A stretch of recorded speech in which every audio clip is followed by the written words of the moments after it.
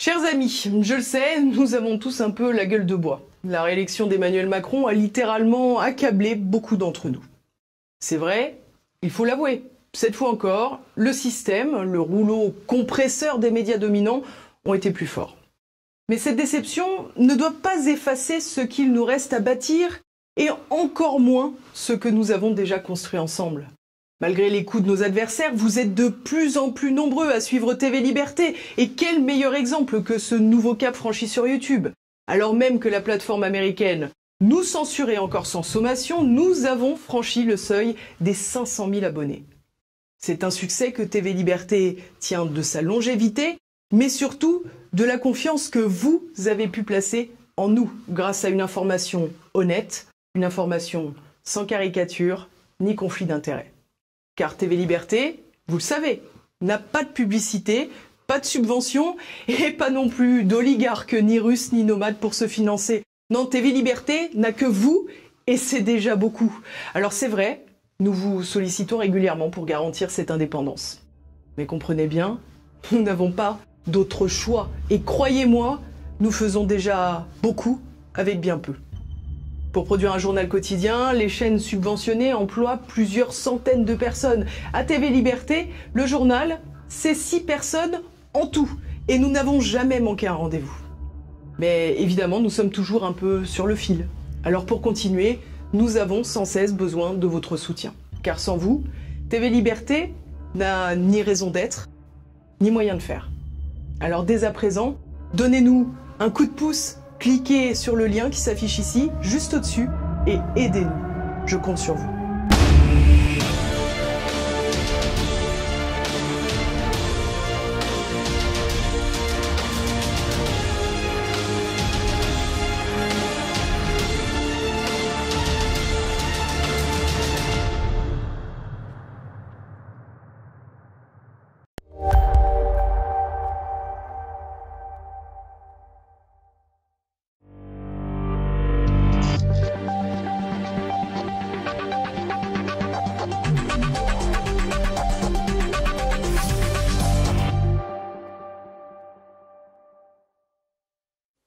Bonjour à tous, ravi de vous retrouver pour ce nouveau numéro du Samedi Politique. Au programme aujourd'hui, campagne livrée à l'insécurité, anarchie du pouvoir et police, remise en cause par certains. Y a-t-il encore un semblant de contrôle en France? C'est ce que nous allons voir tout de suite. Mais avant toute chose, comme chaque semaine, n'oubliez pas de commenter, de partager et de cliquer sur le pouce en l'air juste en bas. C'est parti!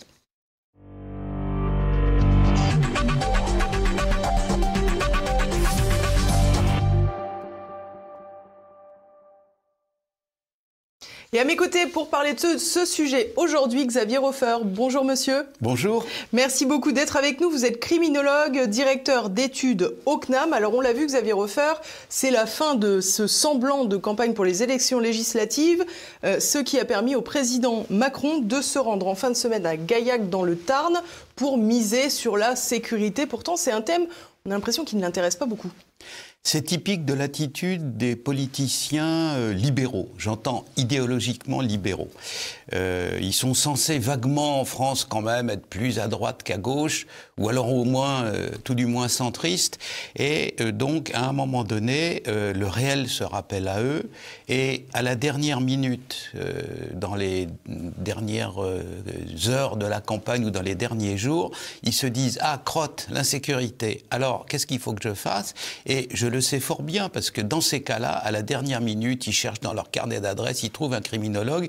Et là, j'ai souvent, ça m'est arrivé maintes fois dans diverses campagnes électorales passées, notamment avec une dame qui a été candidate récemment, qui n'était pas la maire de Paris, d'avoir, alors, on pourrait peut-être parler de sécurité, etc. Alors, ils trouvent le truc, ils ont une case à cocher, qui est la case criminologue, pour parler de ces trucs qui sont si ennuyeux, si loin de leur monde à eux, mais quand même, pour les braves gens dans la rue, il faut quand même faire semblant.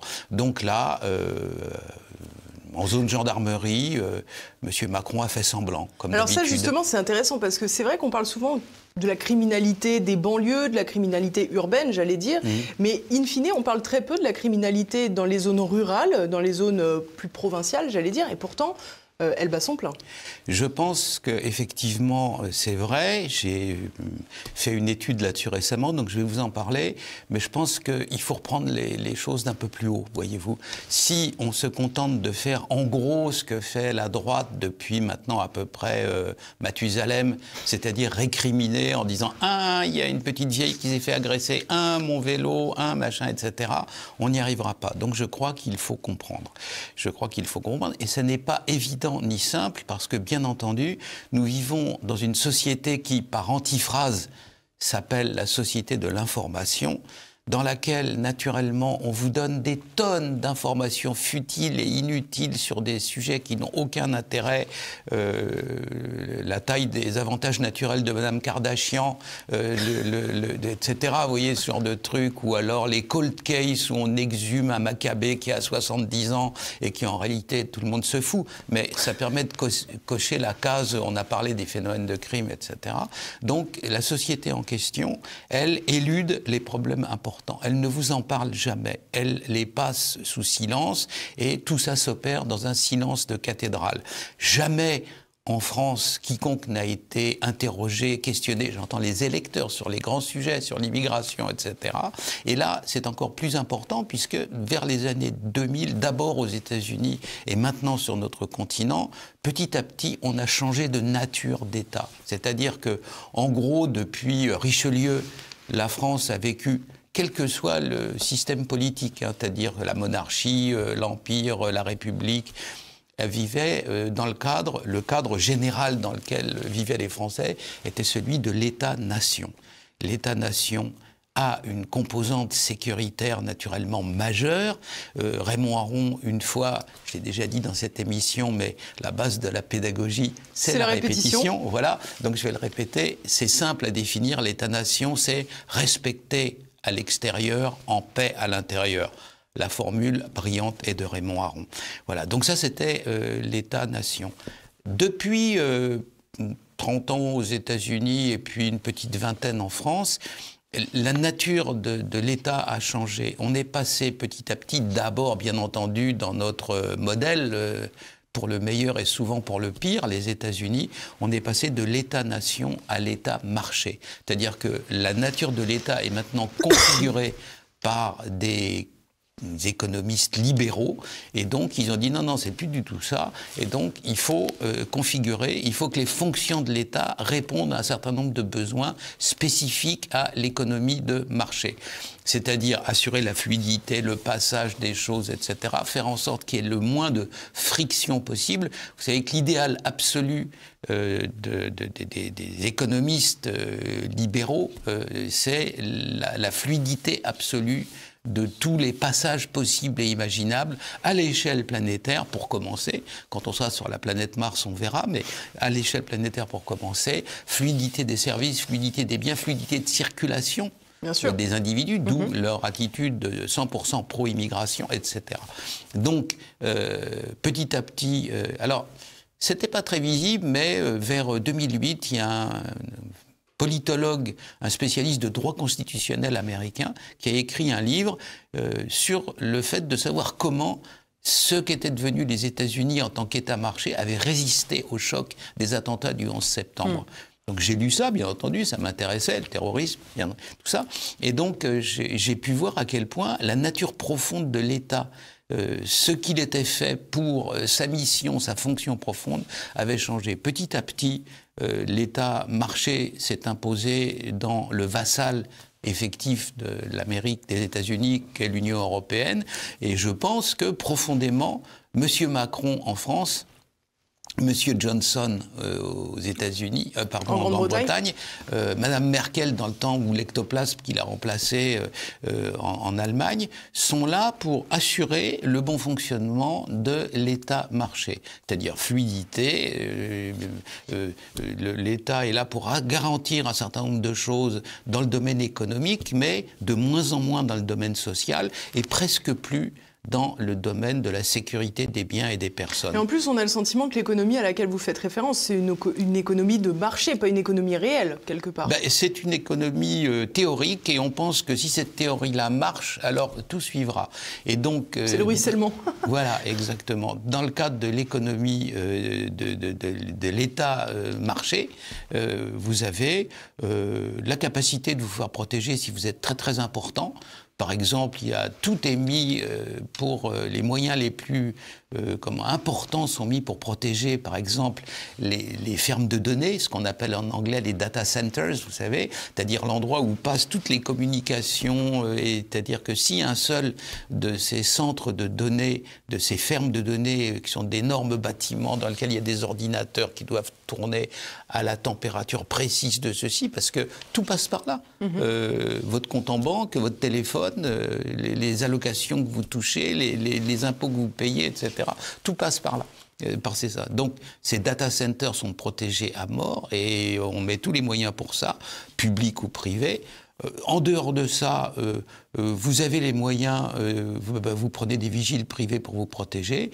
Et puis, si vous n'avez pas les moyens, tant pis, voilà, vous vivez dans une espèce de désordre permanent qu'on voit en permanence maintenant aux États-Unis et dont la face visible, c'est les tueries de masse. À partir du moment où vous laissez les gens avec plein d'armes faire exactement ce qu'ils veulent, de temps en temps, il y a un frappadingue qui dit ça va pas du tout, qui prend un truc automatique, qui tire des rafales et qui va dans la rue. Et comme on le voit maintenant tous les jours ou presque aux États-Unis. Donc l'état de marché est une nouvelle ère de l'existence de la France en tant qu'État-nation, et toute l'insécurité qu'on y voit découle et vient de là, de nulle part ailleurs. Et quand vous en faites le reproche, quand vous récriminez, quand vous lisez sur des sites spécialisés ou quand des candidats disent oui mais ceci, oui mais cela, les principaux intéressés, c'est-à-dire tout au sommet, M. Macron, M. Darmanin, le préfet l'Allemand, etc., ne voient pas du tout ce que vous leur voulez, parce qu'en réalité, ils sont là pour ça. Ils sont là pour faire le service minimum et laisser les gens se débrouiller avec le reste. Les supporters anglais, les habitants de telle ou telle ville. Récemment, dans une ville de l'Oise, un peu connue, parce que c'est la ville de naissance de Calvin, doctrinaire protestant Calvin. Dans la ville en question, les gens ont dit on ne va pas voter parce qu'il y a un truc de deal qui s'est installé à côté de nous, qu'il est entre l'école et puis le terrain de jeu des enfants, et qui se tire des rafales là-dedans, qu'il y a encore eu de blessés, etc. Je veux dire, au fond, ils s'en foutent, quoi. C'est ça, c'est la mondialisation, il faut vivre avec. Et donc, si c'est trop près de la campagne électorale, alors on fait un petit tour sur place, on envoie le préfet faire un discours lénifiant, mais on ne met pas un flic de plus, on ne met pas des moyens de plus, parce que c'est normal. C'est l'état dans lequel la population générale est condamnée à vivre sous l'état-marché. Alors là, Macron a annoncé 200 gendarmeries de plus dans les zones rurales françaises. Concrètement, est-ce que ça va changer grand-chose? Parce qu'on a toujours l'impression que c'est une question de moyens. Mais est-ce que c'est pas une question de volonté? C'est ce que me disait plutôt Pierre Gentillet la semaine dernière. Je vais vous répondre par une méchanceté historique. Clémenceau avait la dent très dure. Et parlant de son collègue Jaurès à l'Assemblée nationale, il disait « On reconnaît les discours de Jaurès à ceci que tous les verbes, ils sont toujours au futur. » Ben là, c'est ça, quoi. C'est-à-dire que tout ce qu'il annonce, quand il va annoncer qu'il y a un nouveau commissariat à Marseille, il n'y a pas de commissariat, il y a une pierre par terre en disant ici s'élèvera plus tard. Là, il annonce 200 brigades, mais 200, pourquoi pas 3000, etc. Voilà, c'est des promesses. Et comme le disait aussi Charles Pasqua, les promesses n'engagent que ceux qui les écoutent. Voilà. Donc tout ça, c'est des calembredaines, parce que c'est les élections à 3 jours, parce qu'il fallait bien dire quelque chose. Ça a été fait sur un coin de table, sur un bureau de l'Élysée. Et l'idée d'assurer la sécurité en général de la population en général je crois, ne les effleurent même plus. C'est plus ça leur sujet. Leur sujet, c'est de faire partie de coalitions dans les histoires très compliquées d'ailleurs et qui risquent un jour de nous retomber fort sur le coin de la figure de l'Ukraine et de la Russie, etc. Donc de suivre l'Amérique dans ses croisades et puis en dehors de ça, de faire en sorte que les marchandises, les biens, qu'il n'y ait pas trop d'agitation dans la rue parce que c'est mauvais pour le commerce, etc. Et c'est ainsi que, mais pareil partout, quoi. À la fin de l'année 2021, l'hebdomadaire britannique ultralibéral The Economist a publié la liste des risques pour l'année 2022. Ils ont une espèce d'entreprise de prévision. Les risques pour l'année 2022, c'est uniquement ce qui risque de perturber le commerce des États-Unis. Et si la Chine ceci, et si les populations s'énervaient, et si cela. Donc il faut assurer la fluidité du commerce et du système financier. Et tout le reste va bien. Quand ça va bien, tout va bien. Il y a eu un état du monde il y a quelques siècles où quand les gens allaient à la messe et puis s'en prenaient pas trop aux 7 péchés capitaux, tout allait bien. Donc c'était un monde qui était dominé par le monde théologique. Et là maintenant c'est le monde de l'école de Chicago en économie où quand l'économie et les banques vont bien, tout va bien. Voilà, c'est ça le monde dans lequel on vit. Il faut le savoir. Et donc le fait de récriminer ne change pas grand-chose. Vous avez évoqué tout à l'heure rapidement l'épisode du Stade de France, donc on le sait, à l'issue d'un match, enfin même pendant le match, il y a eu de très gros heurts avec la police. Les explications du ministre de l'Intérieur, qui a été maintenu par Emmanuel Macron, ont été plus qu'opaques, pour ne pas dire obscures. On se rend compte aujourd'hui que les vidéosurveillances ne sont plus disponibles. Est-ce qu'il y a un moment où les Français ne peuvent pas se dire mais ils se moquent du monde, jusqu'où vont-ils aller? Peut-être, on verra, c'est dans l'avenir. Jusqu'à présent, moi vous savez, je suis tout ça quand même de très près et le réflexe du bijoutier qui a été braqué 5 fois en 2 ans, ou tout pareil, c'est de dire pour l'instant c'est de l'écœurement. On est dégoûté, on n'a pas mérité ça, pourquoi nous, etc. Donc on est dans la jérémiade à l'instant. L'histoire de la France montre qu'à un moment donné, les jérémiades font place à autre chose. Alors, autre chose, c'est le bijoutier de Nice. Oui, mais s'il y en a un, c'est un épiphénomène. S'il y en a 50, là, ça devient sérieux. Je n'encourage pas les gens à se faire justice eux-mêmes, mais je dis que c'est un risque et qu'à terme, le risque, ou alors de ce qui s'est passé au début des Gilets jaunes, foutre le feu à la préfecture en disant, voilà, vous servez à rien, donc autant que ça nous réchauffe. Hein. Voilà. Donc, mais c'est le problème, je vous dis, une fois de plus, on est toujours dans la même situation. Les problèmes de sécurité sont vus comme ennuyeux, comme agaçants, comme je perds mon temps à des conneries, pour parler clair. Et donc, c'est toujours à la dernière minute dans la précipitation. Ah zut, il n'y a pas assez de stadiers au Stade de France. Alors, qu'est-ce qu'on fait? On passe des petites annonces sur les sites locaux. Qui se présentent? Les petits, les lascars des cités autour. Une fois que les lascars des cités alentours se voient donner des postes où ils sont derrière le guichet, etc. Qu'est-ce qu'ils font? Ils font rentrer les copains.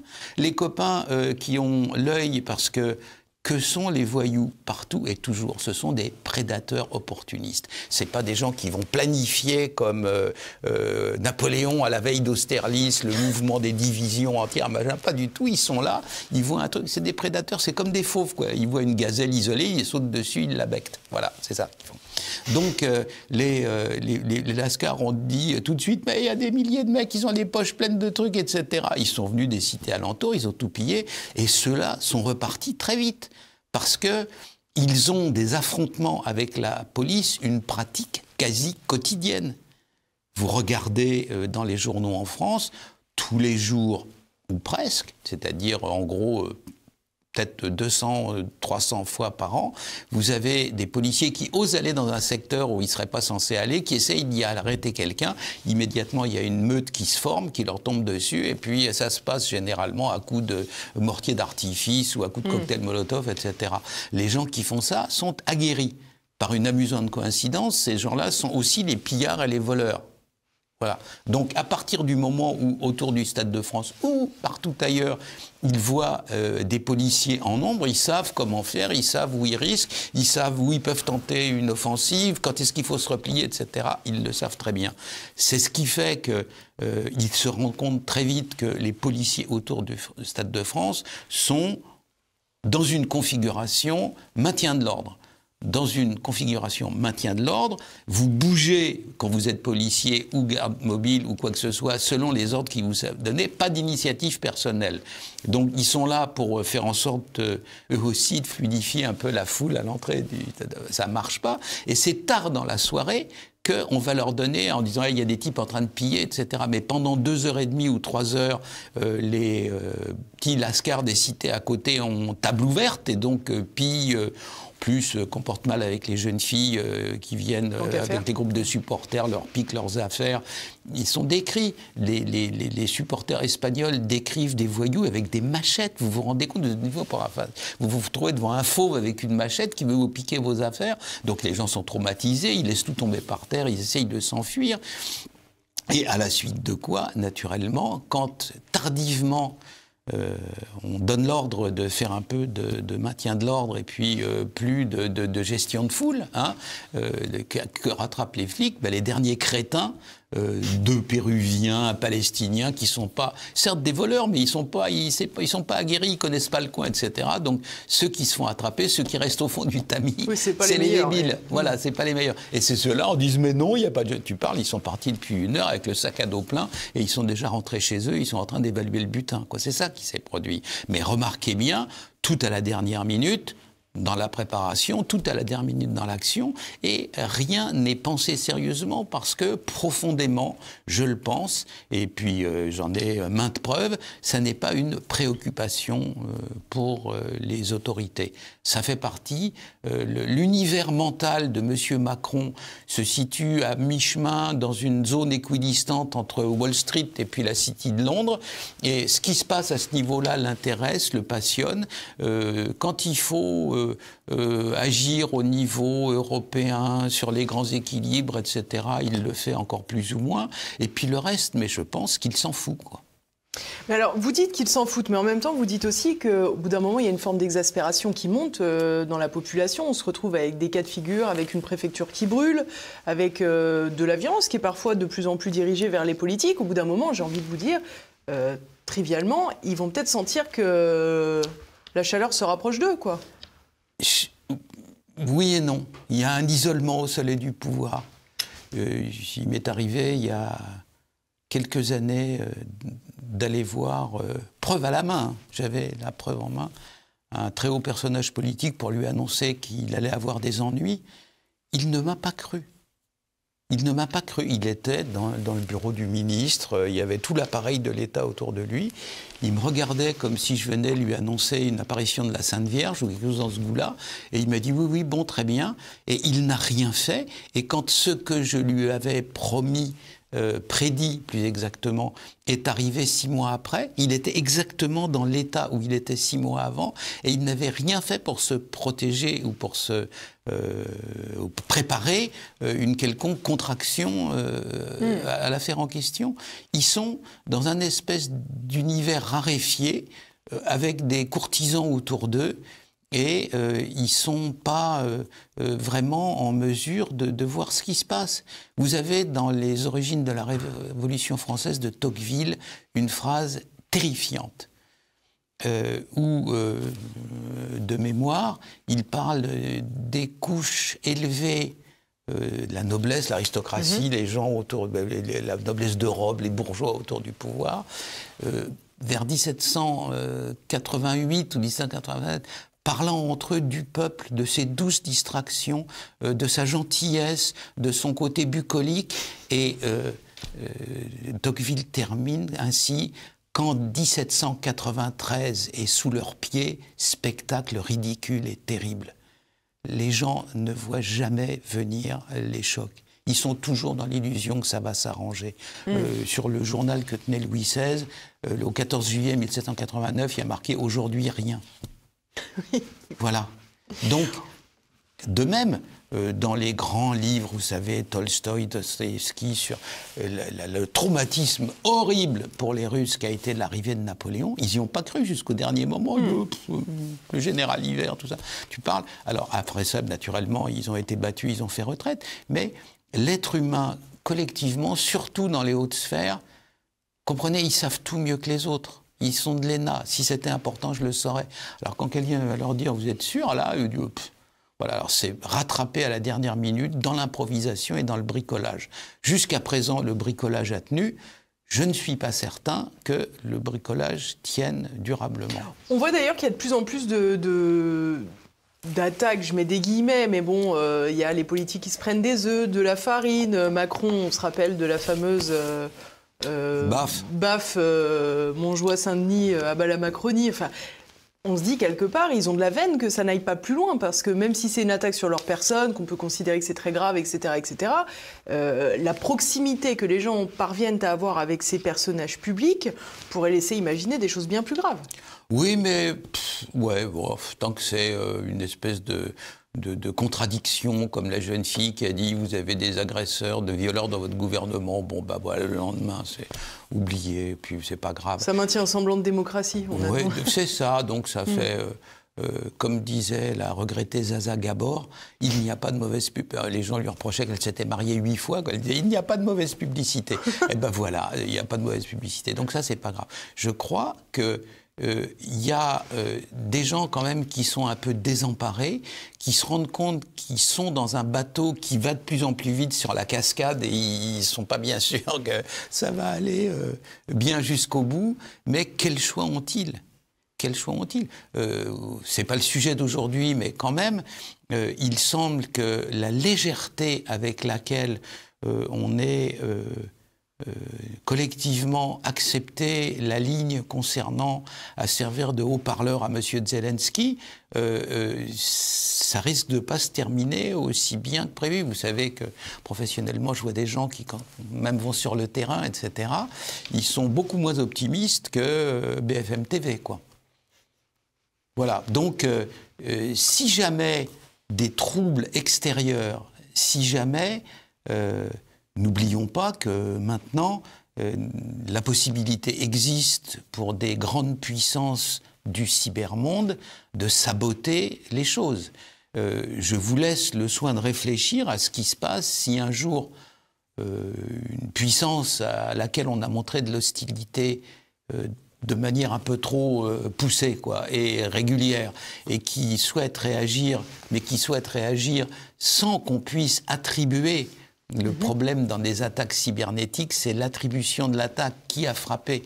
Quand on met un coup de canon aux Allemands en 14, ok, ils savent d'où part le coup, c'est pas la peine de leur faire un dessin. Mais là, si jamais le système, l'ordinateur central, le dispositif, le méga-serveur contrôlant la fluidité des prestations sociales en France est frappé et durablement handicapé, vous voyez la suite. Ah bah, ça sera plus difficile d'acheter la paix sociale là, à ce moment-là. C'est arrivé une fois, il y a quelques années, à Marseille. Ça se distribue dans les bureaux de poste, vous savez. Et donc, il y avait le bureau de poste près d'une cité où vivent les malheureuses victimes de l'exclusion et tout ça. Et 3 heures après, ils étaient en train de secouer les grilles. Il a fallu envoyer les CRS, quoi. Donc imaginez, voilà, donc là on prend des risques. Alors ces fragilités-là, à un moment donné, c'est le scénario catastrophe, baptisez ça comme vous voulez, la tempête parfaite, etc. Plusieurs choses se conjuguent et à ce moment-là, ce qui peut se résoudre par on est dégoûté, ouais c'est pas sympa, on n'a pas mérité ça, etc. Ça peut enrager un certain nombre de gens. Je crois que le pouvoir, en réalité, a prévu ça dans la mesure où M. Darmanin, M. Lallemand et compagnie sont pas là pour nous protéger, nous, mais ils sont là pour se protéger eux. La police en France a été créée pour protéger l'appareil d'État. Elle n'a pas été créée pour les ploucs à la campagne. Voilà. Donc, c'est ça. Donc, attention à ça. Oui, il est possible qu'un jour ça se passe mal, si jamais il y a une conjonction d'effets intérieurs et extérieurs. Ça, oui. Alors, pour les Français qui sentent bien ce sentiment d'insécurité, non, je plaisante, ça c'est l'insécurité montée, justement, quels sont Quelles sont les perspectives? Parce que finalement, on a un pouvoir actuel avec Emmanuel Macron qui est perçu par une grande partie de la population pour une raison justifiée ou non, comme la représentation de l'ordre, tout simplement parce qu'il est au pouvoir. On a en face une droite un peu plus versée sur le sécuritaire, mais qui, comme vous le dites, effectivement, est surtout dans la complainte. Et on a, de l'autre côté, un Jean-Luc Mélenchon qui a fait un fameux tweet pour parler de la police qui tue après ce contrôle policier sur lequel une enquête est ouverte. Comment essayer de trouver un peu de paix là-dedans, dans ces alternatives? À vrai dire, je ne le vois pas trop. C'est-à-dire que je pense que nous sommes à l'heure actuelle dans une situation dans laquelle, au mieux, les choses vont rester comme elles sont. Je crois qu'on ne peut pas imaginer une amélioration à la situation dans l'avenir, dans le domaine de l'insécurité et de la criminalité. Le terrorisme, c'est autre chose. Le terrorisme islamiste est devenu épisodique. C'est-à-dire que, bien entendu, c'est tout à fait triste et regrettable de voir un individu sortir un poignard et empoignarder 3 autres en criant son amour pour sa religion, mais c'est pas un péril stratégique. Donc ça, on peut dire que, vous savez, au Moyen-Orient, depuis des millénaires, les choses sont en expansion ou contraction. C'est comme le cœur, diastole, systole. Et donc là, on est plutôt dans une période de contraction où les problèmes se passent sur place et ne bavent pas à l'extérieur. En revanche, dans le domaine de l'insécurité et du crime, on est dans une période où rien n'est fait pour prévoir et pour contrôler les choses. Il y a 10 paramètres à partir desquels, s'il le voulait, le ministre de l'Intérieur, qui en a tous les moyens, pourrait faire en sorte de se doter d'un outil permettant grossièrement de faire dans le domaine de l'insécurité et du crime ce que la médecine fait avec la médecine préventive. On ne se contente pas de soigner les gens quand ils sont malades. C'est d'éviter qu'ils tombent malades. Voilà, exactement. Pareil, les pompiers. Ils passent 10% de leur temps à éteindre les incendies et 90% à faire en sorte que les normes faisant en sorte que les incendies n'auront pas lieu soient respectées dans les bâtiments. Ça n'est pas fait au ministère de l'Intérieur. Le ministère de l'Intérieur vit en 1950. Dans sa tête. Il vit dans un monde à la Maigret, dans lequel il y a des individus qui commettent des infractions. Alors on leur court après, on les arrête, on les défère à la justice et on recommence le coup d'après. Voilà. Ça, c'est une méthode purement réactive. Toutes les méthodes modernes de prévention, d'action en amont pour éviter ceci, pour éviter cela, ne sont pas appliquées par le ministère de l'Intérieur.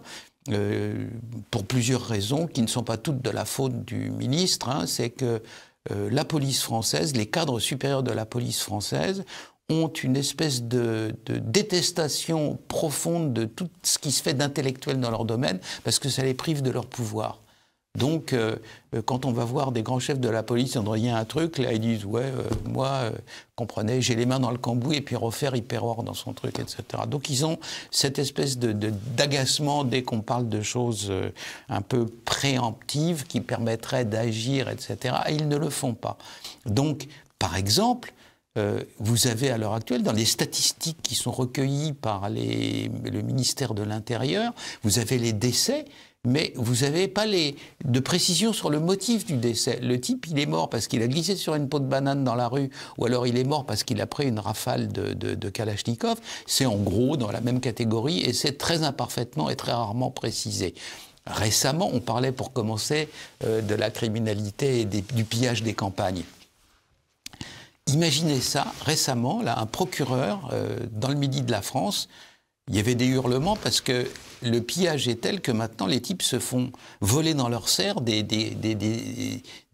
serres entières de fraises, de fruits un peu précieux, etc. Donc on va voir, le journaliste du coup, on va voir le procureur qui dit non, je ne le sais pas et je ne peux pas le savoir parce que nos statistiques ne différencient pas entre la nature des vols. C'est-à-dire qu'on vole une rivière de diamants ou on vole une carotte, c'est un vol. Enfin, je crois que même pas l'Albanie vit comme ça, quoi.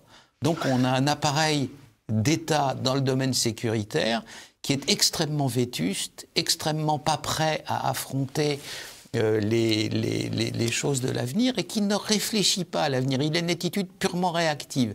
Il y a des squatteurs qui squattent une maison, Darmanin fonce dans sa voiture, il va voir les gens en disant après ça il y a ceci, hop, il y a le bateau qui est en train de couler, alors quand il y a un trou dans le Zodiac, ils vont mettre une rustine et il y a presque une rustine ici, une rustine là. L'idée qu'il y a peut-être des choses qui permettraient de faire en sorte de faire un bateau qui coule moins, ne les effleurent même pas. C'est ça la difficulté à l'heure actuelle. Et ils se satisfont de ce système antique et vétuste du fait que ils sont pas soumis à la pression de réagir aux atteintes sécuritaires. Voilà, c'est comme ça. Bon, ça marche, ça bricole. Alors on donne tout l'argent possible et imaginable aux maîtres chanteurs qui sont capables de mettre le feu dans les cités ou de bloquer la circulation de la société dans les syndicats de la fonction publique. Le reste, advienne que pourra. C'est ça la situation. Merci beaucoup Xavier Hofer pour ce réjouissant tableau comme souvent. Vous savez, la promesse que je vous ai faite une fois, Élise, quand ça ira bien, je vous le dirai aussi. Bon, j'espère que ça arrivera un jour. Merci beaucoup à tous de nous avoir suivis. Si ce n'est pas déjà fait, n'oubliez pas de partager cette émission, de la commenter après avoir cliqué sur le pouce en l'air. Et je vous donne rendez-vous la semaine prochaine.